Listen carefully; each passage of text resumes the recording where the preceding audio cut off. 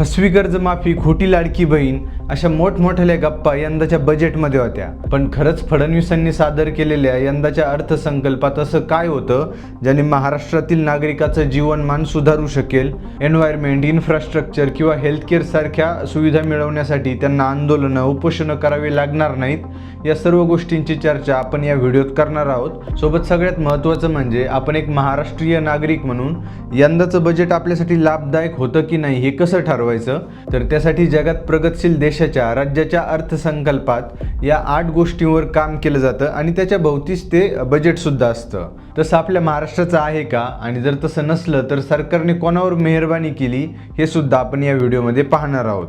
आता सगळ्यात आधी आणि महत्त्वाचं आहे राज्याची आर्थिक प्रगती व नोकऱ्या, कारण यावरूनच सर्वसामान्यांची इन्कम आणि स्टॅबिलिटी ठरते. ज्यासाठी सरकारने इंडस्ट्री, स्टार्टअपला प्रोत्साहन दिलं पाहिजे, लोकल बिझनेसेस, छोटे मोठे धंदे यांना सपोर्ट केलं पाहिजे आणि एकंदरीत नोकऱ्या कशा वाढतील हे पाहिलं पाहिजे. आता आपल्या बजेटमध्ये या गोष्टींवर चर्चा झाली आहे का?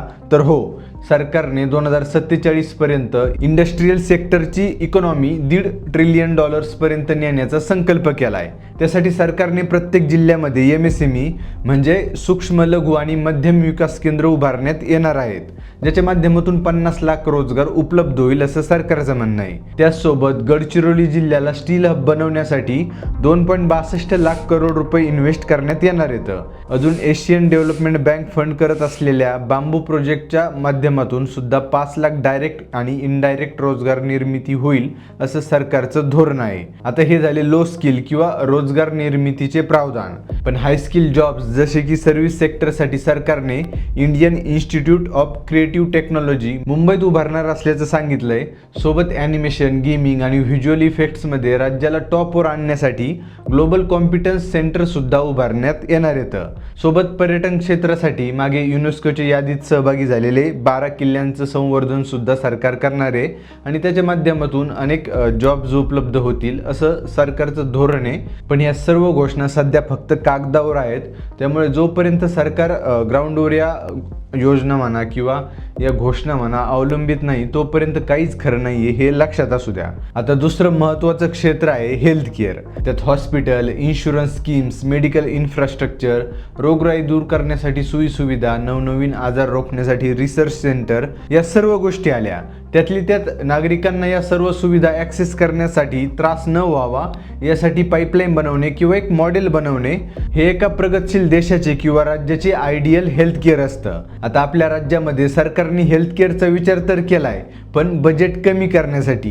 कारण आपण गेल्या आर्थिक वर्षात 38,554 करोड रुपये हेल्थ केअरसाठी वापरले होते. पण ही स्पेंडिंग यावेळेस 12% कमी झाली आहे. म्हणजे 33,653 करोड रुपये यावेळेस हेल्थ केअर सेक्टरसाठी अलोकेट केले गेलेत. त्यात कॅन्सर, डायबिटीज किंवा हार्ट डिसीजला क्युअर करण्यासाठी प्रगती योजना तयार करण्यात आली आहे. त्यासोबत आयुष्मान भारत, महात्मा फुले जन आरोग्य योजना यासाठी हे बजेट अलोकेट करण्यात आलंय किंवा देण्यात आलंय. पण सरकारने ग्रामीण भागासाठी किंवा आदिवासी भागासाठी अत्याधुनिक हॉस्पिटल उभारणे किंवा रोगराई दूर करण्यासाठी उपाययोजना राबवणे याबाबत साधं भाष्य सुद्धा केलेलं नाहीये. त्यामुळे हेल्थ केअर सारख्या महत्त्वाच्या सेक्टरमध्ये सरकार फेल झालंय असं मला वाटतं. पुढचं सेक्टर आहे एज्युकेशन सेक्टर.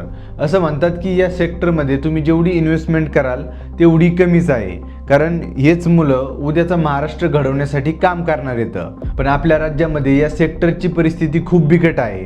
कारण आपल्याकडे पुणे, मुंबई यासारखे शिक्षणाचे माहेरघर असणारे शहर तर आहेतच, पण मराठवाडा, विदर्भ, उत्तर महाराष्ट्र यासारखे बोगस शिक्षणाचे गड सुद्धा आहेत, जिथे शिक्षकच मुलांना कॉप्या पुरवतात.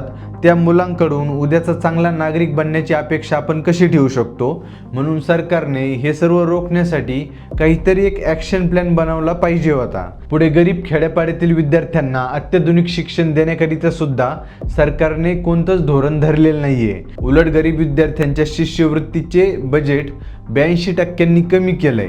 म्हणजे या क्षेत्रात प्रगती व्हायच्या ऐवजी अधोगती होत चालली आहे, ज्याचं मी डिटेल एक्सप्लेनेशन या व्हिडिओमध्ये एक्सप्लेन केलंय, तो तुम्ही नक्की पहा. आता पुढचं क्षेत्र आहे ॲग्रिकल्चर, ज्यात राज्यामध्ये जवळपास 50% जनता ही शेती करते. त्यामुळे सरकारने या खात्याला किंवा या क्षेत्राला जास्त वेटेज देणे हे स्वाभाविक आहे आणि ते दिलंय सुद्धा. कारण सरकारने पात्र शेतकऱ्यांची 2 लाखापर्यंतची कर्जमाफी करण्याची घोषणा केली आहे. सोबत जे नियमित कर्ज भरतात त्यांना प्रोत्साहन म्हणून 50,000 रुपये देण्यात येणार आहेत. पण हे सर्व शॉर्ट टर्मसाठी उपाययोजना आहेत.